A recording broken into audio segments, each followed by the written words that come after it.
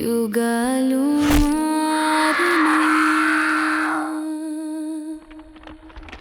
కథ ఒక్కటే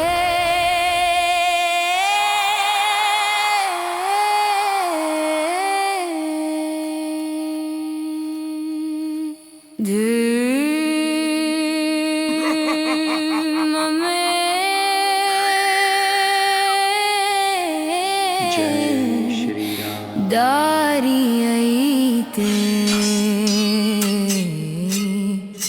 రాముడే గమ్యం యుగాలు మారినా కథ ఒక్కటే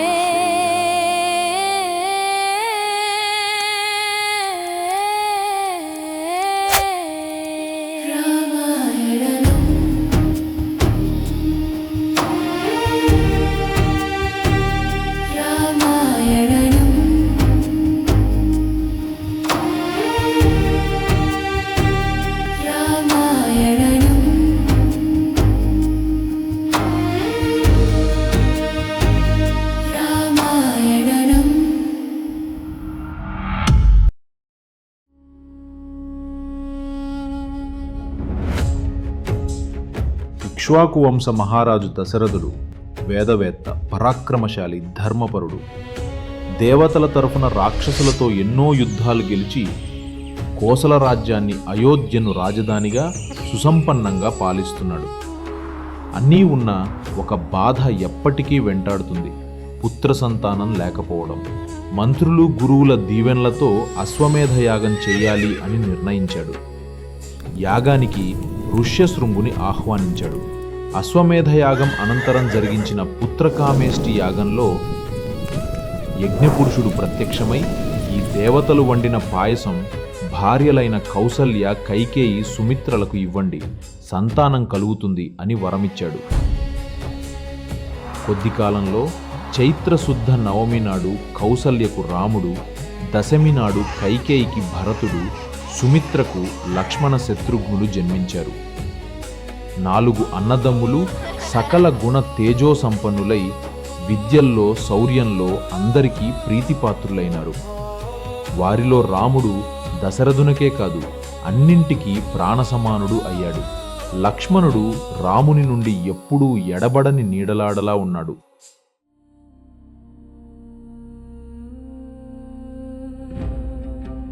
ఒకరోజు విశ్వామిత్ర మహర్షి అయోధ్య చేరి తాను చేసే యాగాన్ని మారీచ, సుబాహుల రాక్షసులు భంగం చేస్తున్నారని, యాగరక్షణ కోసం రాముని పంపాలని దశరథుని కోరాడు.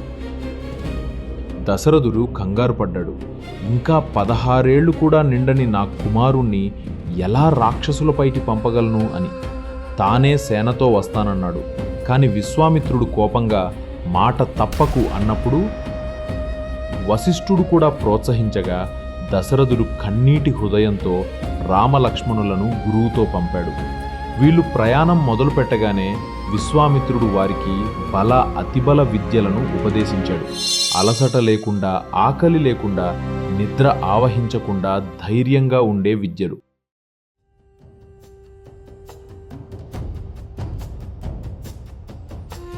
మరుసటి రోజు తాటకా వనాన్ని దాటుతుండగా భయంకరమైన మాయావి తాటకా వారిపై దాడి చేశాడు.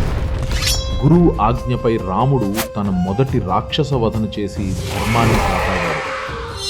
ఆనందించిన విశ్వామిత్రుడు రామలక్ష్మణులకు అనేక దివ్య శస్త్రాస్త్రాలు ఉపదేశించాడు.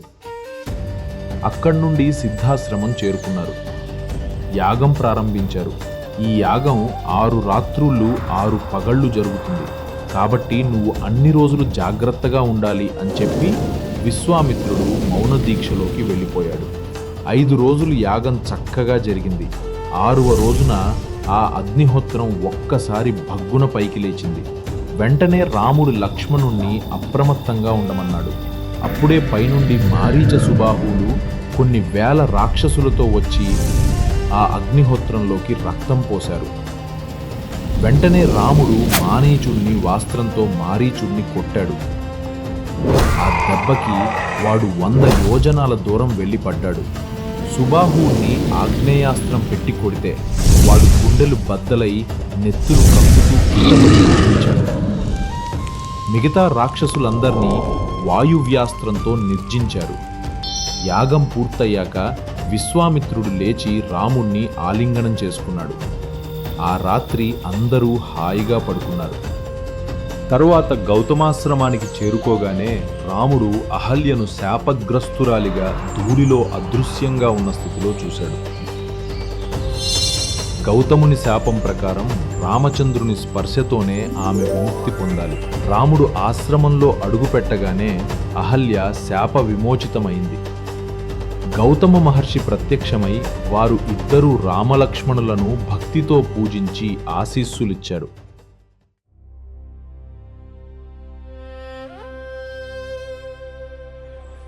విశ్వామిత్రుడు వారిని జనక మహారాజు యొక్క యాగానికి తీసుకెళ్లాడు. జనకుడు ఒక అద్భుత విషయాన్ని తెలిపాడు. భూమిని దున్నే సమయంలో కలిగిన ఆయోనిజ కన్య సీత ఒక మహనీయ వ్రతంతో ఉన్నది. ఆమెకు ఎవరు శివధనస్సును ఎత్తి నారుస్తారో వారికే ఆమెను ప్రసాదిస్తానని ప్రతిజ్ఞ చేసుకున్నాడు. అది వరకు ఎవరూ దాన్ని కదల్చలేకపోయారు. విశ్వామిత్రుని అనుమతితో రాముడు ముందుకు వచ్చి అవలీలగా శివధనస్సును నారు. సర్వభూమిని కంపించే శబ్దంతో విల్లు విరిగిపోయింది. జనకుడు ఆనందాశ్రులతో సీతకు తగిన వరుడు రాముడే అని నిశ్చయించాడు. దశరథునికి సందేశం పంపించాడు.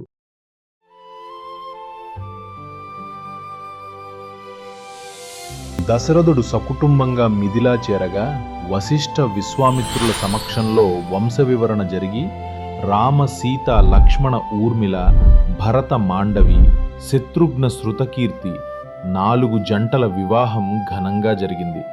జనకుడు సీతను తీసుకువచ్చి రామా, ఇదిగో నా కుమార్తె సీత, నీకు సహధర్మచారిణి అని పాణిగ్రహణం చేయించాడు. దేవదుందుబులు మ్రోగాయి, పూలవాన కురిసింది. అఖండ మంగళధ్వని మధ్యలో సీతారాముల కళ్యాణం లోకమంతా ఆశీర్వదించింది. వివాహానంతరం దశరథుడు కొడుకులు కోడళ్లతో కలిసి అయోధ్యకు తిరిగి వచ్చాడు. అక్కడ పెద్దల ఆశీర్వచనాలు, దేవాలయ పూజలతో 4 అన్నదమ్ములు వారి సహజన్మలు సుఖశాంతులతో తమ ఇంటి జీవితాన్ని ప్రారంభించారు. ఇలా బాలకాండములో శ్రీరాముని దివ్యయాత్ర అయోధ్య నుండి మిథిలా వరకు వీరత్వం, ధర్మం, పవిత్రత, ప్రేమలతో నిండిన కథగా నిలిచిపోయింది.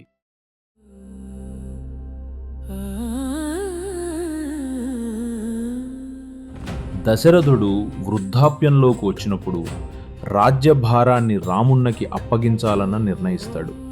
గురువులు, మంత్రులు సమ్మతిస్తారు. రామాభిషేకానికి శుభముహూర్తం నిర్ణయించబడుతుంది. అయోధ్య అంతా పండుగ వాతావరణంలో మునిగిపోతుంది. కైకేయి దాసి మంథర ఈ ఆనందాన్ని చూసి భయపడుతుంది. రాముడు రాజయ్యాడంటే భరతుడికి రాజ్యాధికారం ఉండదు అని కైకేయిని రెచ్చగొడుతుంది. అప్పుడే కైకేయికి గుర్తొస్తుంది యుద్ధంలో దశరథుని ప్రాణాలు కాపాడినప్పుడు ఇచ్చిన 2 వరాలు. కైకేయి కోపభవనంలో పడి ఉంటుంది. విషయం తెలుసుకుని దశరథుడు అక్కడికి వెళ్తాడు. కైకేయి వరాలు అడుగుతుంది. భరతుడికి రాజ్యాభిషేకం, రాముడికి 14 ఏళ్ల వనవాసం. దశరథుడు తీవ్రముగా కుంగిపోతాడు. అయినా రాజు మాట ఎప్పుడూ అబద్ధం కాకూడదు అనే ధర్మం అతన్ని బంధిస్తుంది.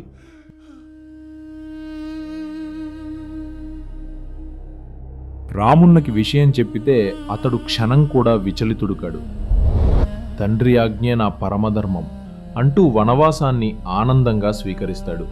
సీత భర్తను విడిచి ఉండలేనని, అడవిలో కష్టాలన్నీ భరిస్తానని చెబుతుంది. లక్ష్మణుడు అన్నకు సేవ చేయడమే తన ధర్మమని వెంటనే వెంట వస్తాడు. కౌసల్య, సుమిత్రదేవులు దుఃఖిస్తారు. ప్రజలు రాముణ్ణి విడిపోవలేక విలపిస్తారు.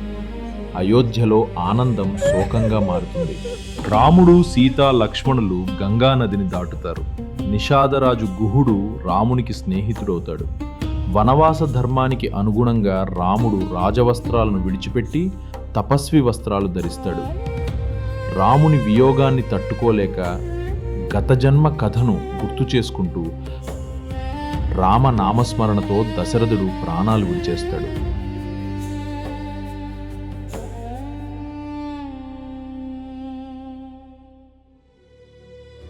భరతుడు రాజ్యానికి వచ్చి నిజం తెలుసుకుని తల్లి కైకేయిని తీవ్రముగా నిందిస్తాడు. రాజ్యం తనకు అవసరం లేదని ప్రకటించి రాముణ్ణి తీసుకురావడానికి అడవికి వెళ్తాడు. చిత్రకూటంలో భరతుడు రాముని పాదాలపై పడతాడు. రాజ్యాన్ని స్వీకరించమని వేడుకుంటాడు. కానీ రాముడు ధర్మం నుంచి తప్పడు. భరతుడు నందిగ్రామంలో రాముని ప్రతినిధి పాలకుడిగా జీవితం గడుపుతాడు. రాముని పాదుకలను సింహాసనంపై ఉంచి పాలన చేస్తాడు.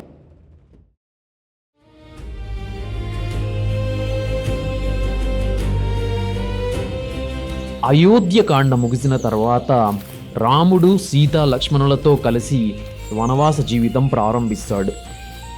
రాముడు, సీత, లక్ష్మణులు దండకారణ్యంలోకి ప్రవేశిస్తారు. అక్కడ వారు అనేక మహర్షుల ఆశ్రమాలను సందర్శిస్తారు. మునులు రాముణ్ణి చూసి ఆనందిస్తారు. కానీ ఒకే మాట చెబుతారు, రామ, రాక్షసుల వలన మా యజ్ఞాలు నాశనమవుతున్నాయి, మమ్మల్ని రక్షించు అని. అప్పుడు రాముడు ధర్మరక్షణే నా బాధ్యత అంటూ మునులకు అభయమిస్తాడు. అరణ్యంలోనే మొదటిగా ఎదురయ్యే రాక్షసుడు విరాధుడు. అతడు సీతను ఎత్తుకెళ్లే ప్రయత్నం చేస్తాడు. అప్పుడు రామలక్ష్మణులు అతనితో యుద్ధం చేసి చివరికి అతన్ని భూమిలో పాతి సంహరిస్తారు. నరనాలికి ముందు విరాధుడు తన శాప విమోచనం జరిగిందని తెలిపి రాముడు నారాయణ అవతారమని స్తుతిస్తాడు. అప్పుడు రాముడు సుతీష్ణ మహర్షి ఆశ్రమానికి చేరుకుంటాడు. అక్కడి నుండి దండకారణ్యంలో ఉన్న అనేక ఋషుల ఆశ్రమాలను దర్శిస్తాడు. ప్రతి ఆశ్రమంలో ఒకటే బాధ, ఒకటే వేదన, రాక్షసుల దౌర్జన్యం, క్రూరత్వం, పవిత్ర యజ్ఞాన్ని విధ్వంసం చేస్తున్న రాక్షసులు.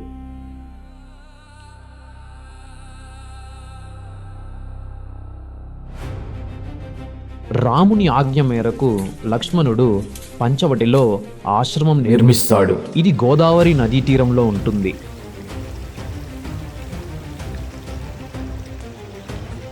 రావణుని చెల్లెలు శూర్పణఖ రాముణ్ణి చూసి మోహిస్తుంది. ఆమెను రాముడితో వివాహం చేసుకోవాలని కోరుతుంది. అప్పుడు రాముడు నవ్వుతూ ఆమెను సీత వైపు పంపుతాడు. సీత ఆమెను లక్ష్మణి వద్దకు పంపుతుంది. అవమానంగా భావించిన శూర్పణఖ సీతను చంపబోయే ప్రయత్నం చేస్తుంది. అప్పుడే లక్ష్మణుడు ఆమె ముక్కు మరియు చెవులను కోసేస్తాడు. అవమానంతో మండిపడుతూ శూర్పణఖ తన అన్న కరుని వద్దకు వెళ్తుంది. ఆ అవమానానికి ఆగ్రహించిన కరుడు 14,000 రాక్షసులతో రామునిపై దాడి చేస్తాడు. ఒంటరిగా నిలిచిన రాముడు కరుణ్ణి, దూషణుణ్ణి, త్రిశనుణ్ణి మరియు 14,000 రాక్షసులను సంహరిస్తాడు. మళ్ళీ ఓడిపోయిన శూర్పణఖ ఇప్పుడు రావణుణ్ణి ఆశ్రయిస్తుంది.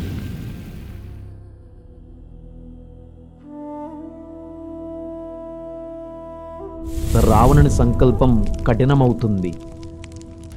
అతను మారీచుణ్ణి బలవంతంగా స్వర్ణ జింకలా మారమని భయపెడతాడు. భయం చేత విధి వల్ల మారీచుడు స్వర్ణ జింకలా మారి పంచవటి ఆశ్రమం సమీపంలో ప్రత్యక్షమవుతాడు. కాంతివంతమైన స్వర్ణ జింకను చూసి సీత మైమరిచిపోయి రాముడు దాన్ని చేపట్టాలని కోరుతాడు. రాముడు ఆ జింకని వెంబడిస్తూ అరణ్యంలో సంచరిస్తాడు.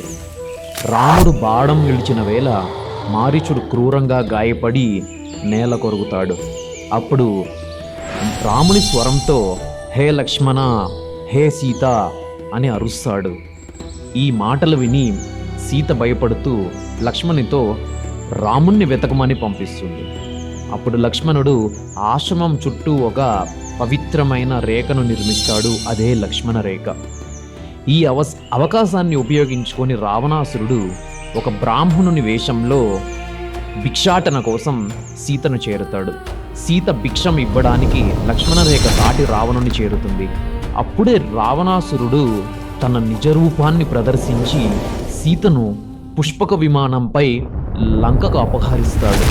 ఆకాశ మార్గంలో జటాయువు రావణునితో ఘోరంగా యుద్ధం చేసి ఎదుర్కొంటుంది.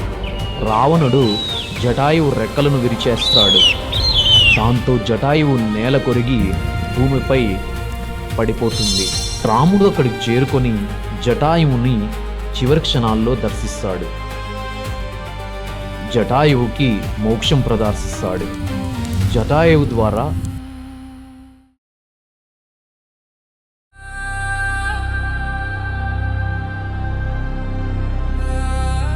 కిష్కిందా కింద సీత అపహరణతో రాముడు తీవ్రంగా దుఃఖంలో మునిగిపోతాడు. లక్ష్మణుడితో కలిసి సీతను వెతుకుతూ అరణ్యాలలో సంచరిస్తాడు. ఈ దశలోనే రామాయణ కథ కొత్త దిశలోకి మలుపు తిరుగుతుంది. వానరులతో రాముని స్నేహం. సీతాన్వేషణలో రామలక్ష్మణులు భయంకర రాక్షసుడు కబంధుణ్ణి ఎదుర్కొంటారు. అతని చేతులు విరిచి సంహరిస్తారు.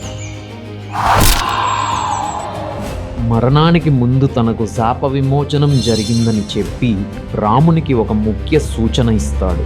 పంపా సరస్సు వద్ద శబరి అనే భక్తురాల్ని దర్శించు, ఆమె నీకు మార్గం చూపుతుంది. రాముడు శబరి ఆశ్రమానికి వెళ్తాడు. శబరి పరమభక్తితో రామునికి బెర్రీ పండ్లు అర్పిస్తుంది. రాముడు ఆమె భక్తిని స్వీకరించి మోక్షం ప్రసాదిస్తాడు.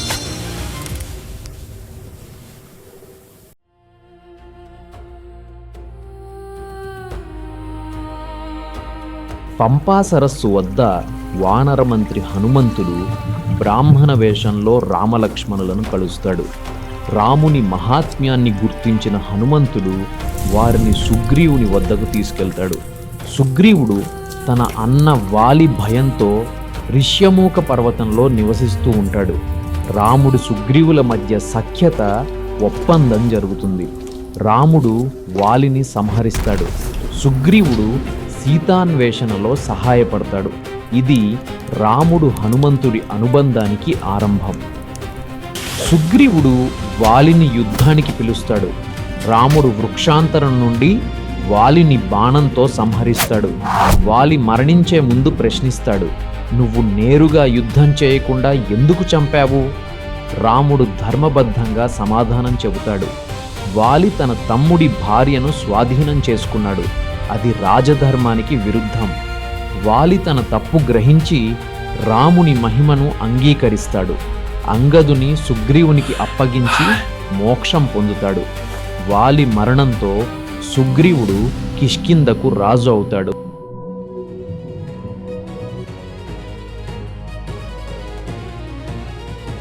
రాముడు తన మాట నిలబెట్టినప్పటికీ వర్షాకాలం కారణంగా సీతాన్వేషణ వాయిదా పడుతుంది. సుగ్రీవుడు రాజసుఖాలలో మునిగిపోతాడు. సమయం గడిచినా సుగ్రీవుడు తన వాగ్దానం నెరవేర్చకపోవడంతో లక్ష్మణుడు కోపంతో కిష్కిందకు వెళ్తాడు. హనుమంతుడు శాంతింపచేసి సుగ్రీవుడు తన తప్పును అంగీకరిస్తాడు. సుగ్రీవుడు 4 దిశలకు వానరసేనలను పంపుతాడు. దక్షిణ దిశ బాధ్యత హనుమంతుడు అంగదులకిస్తాడు. హనుమంతుని శక్తిని గుర్తు చేసేందుకు జాంబవంతుడు ప్రోత్సహిస్తాడు. సుగ్రీవుడు సీత అపహరణ సమయంలో పడిన ఆభరణాలను చూపిస్తాడు.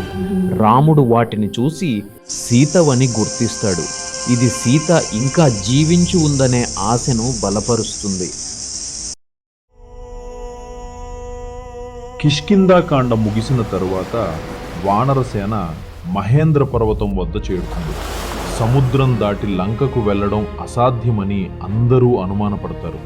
అప్పుడు జాంబవంతుడు హనుమంతుని నిజమైన శక్తిని గుర్తు చేస్తాడు. బాల్యంలో సూర్యుని మింగిన పరాక్రమం, బ్రహ్మదేవుని వరాలు. హనుమంతుడు తన శక్తిని గుర్తించి రాముని నామస్మరణతో మహాకాయుడిగా మారి లంకకు దూకడానికి సిద్ధమవుతాడు. హనుమంతుడు మహేంద్ర పర్వతం నుండి గర్జిస్తూ దూకుతాడు. దేవతలు, గంధర్వులు ఆశ్చర్యంతో వీక్షిస్తారు. మార్గమధ్యంలో మైనాక పర్వతం విశ్రాంతి ఇవ్వాలని ప్రయత్నిస్తుంది. సురస పరీక్షగా నోరు విప్పుతుంది. హనుమంతుడు తెలివితో దాటుతాడు. సింహిక నీడతో పట్టుకునే ప్రయత్నం చేస్తే సంహరిస్తాడు. ఇవన్నీ హనుమంతుని బలం, బుద్ధి, వినయాన్ని చూపించే పరీక్షలు.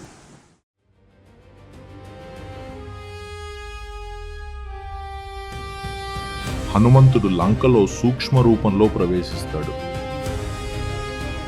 లంక ద్వారపాలకురాలు లంకిని సంహరించి లోపలికి వెళ్తాడు.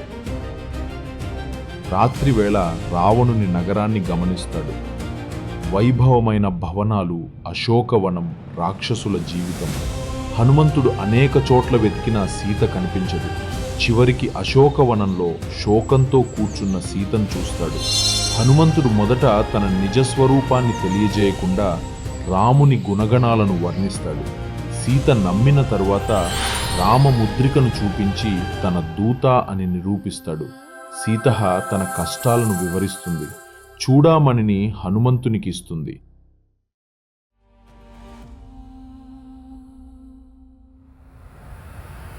హనుమంతుడు రావణునికి సందేశం పంపుతాడు. సీతను గౌరవంగా పంపించు, లేకపోతే లంక నాశనం. రావణుడు కోపంతో హనుమంతుని సంహరించాలనుకుంటాడు. హనుమంతుడు కావాలని తన శక్తిని ప్రదర్శిస్తూ అశోకవనాన్ని నాశనం చేస్తాడు. అనేక రాక్షసులను సంహరిస్తాడు. అక్షకుమారుని వధ చేస్తాడు. రావణుని కుమారుడు ఇంద్రజిత్తు బ్రహ్మాస్త్రంతో హనుమంతుని బంధిస్తాడు. హనుమంతుడు కావాలని బంధనాన్ని స్వీకరిస్తాడు. దూతగా రావణుని సభలోకి వెళ్లేందుకు హనుమంతుడు రావణునికి ధర్మోపదేశం చేస్తాడు. సీతను తిరిగి ఇవ్వమని హెచ్చరిస్తాడు. రావణుడు కోపంతో హనుమంతుని తోకకు నిప్పు పెట్టమని ఆదేశిస్తాడు. హనుమంతుడు తన తోకను పెంచి లంక నగరమంతా అగ్నికి ఆహుతి చేస్తాడు. అశోకవనాన్ని మాత్రం ముట్టుకోకుండా వదిలేస్తాడు. ఇది రావణుని అహంకారానికి మొదటి పెద్ద దెబ్బ. లంకను దహనం చేసిన తరువాత హనుమంతుడు సముద్రంలో దూకి తోక చల్లార్చుకుంటాడు. తిరిగి వానరసేన వద్దకు చేరి సీత కనుగొన్నాను అని ఆనందంగా చెబుతాడు.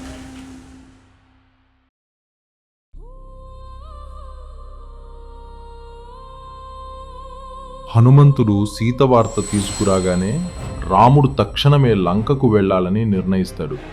వానరసేనతో కలిసి దక్షిణ సముద్ర తీరానికి చేర్తాడు. సముద్రాన్ని దాటేందుకు మార్గం లేకపోవడంతో రాముడు సముద్రదేవునికి 3 రోజులు ప్రార్థన చేస్తాడు. సమాధానం రాకపోవడంతో కోపంతో బాణం ఎక్కుపెడతాడు.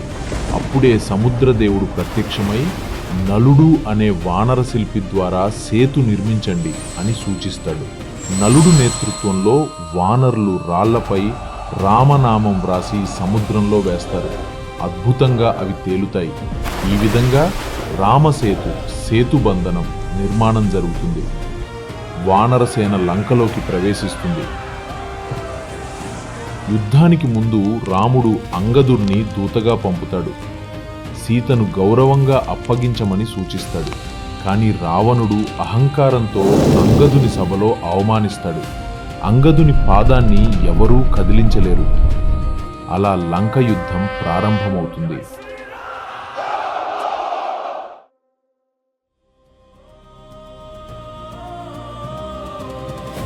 రాక్షసులు, వానరులు ఘోరంగా పోరాడతారు. రావణుని కుమారుడు నాగాస్త్రంతో రామలక్ష్మణులను బంధిస్తాడు. అప్పుడే గరుడు వచ్చి నాగబంధనాన్ని విప్పుతాడు. ఇంద్రజిత్తు శక్తి ఆయుధంతో లక్ష్మణుడు మృత్యుప్రాయ స్థితిలో పడిపోతాడు. వైద్యుడు సుషేణుడు హిమాలయాల్లోని సంజీవని మూలిక కావాలి అంటాడు. హనుమంతుడు పర్వతాన్ని తీసుకువచ్చి లక్ష్మణుని ప్రాణాలు కాపాడతాడు. రావణుడు కుంభకర్ణుని పంపిస్తాడు. అతడు అపార బలంతో వానరసేనను చీల్చి చెదరగొడతాడు. చివరికి రాముడు కుంభకర్ణుని సంహరిస్తాడు. ఇంద్రజిత్తు దివ్యాస్త్రాలతో నికుంభిలా యాగం చేస్తాడు. లక్ష్మణుడు ఇంద్రజిత్తును వధిస్తాడు. రావణునికి తట్టుకోలేని దెబ్బ.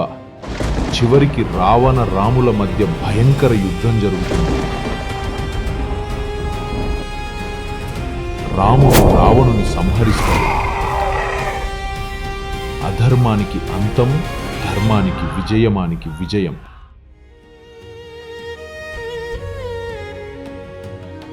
ప్రజల ముందు సీత అగ్ని పరీక్ష చేస్తుంది. అగ్నిదేవుడు ఆమె శుద్ధిని ప్రకటిస్తాడు.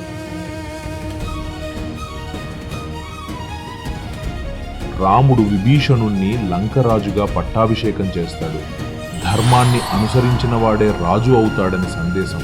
రాముడు, సీత, లక్ష్మణులు పుష్పక విమానంలో తిరుగు ప్రయాణం ప్రారంభిస్తారు. మార్గమధ్యంలో భరద్వాజ ఆశ్రమం దర్శిస్తారు. 14 సంవత్సరాల అయోధ్య వనవాసం పూర్తవుతుంది. భరతుడు పాదుకలతో రాజ్యాన్ని నిర్వహించిన విధేయతకు గుర్తుగా రాముడు తిరిగి అయోధ్య చేరుతాడు. రామ పట్టాభిషేకం ఘనంగా జరుగుతుంది. రామరాజ్యం ప్రారంభమవుతుంది. జై శ్రీరామ్.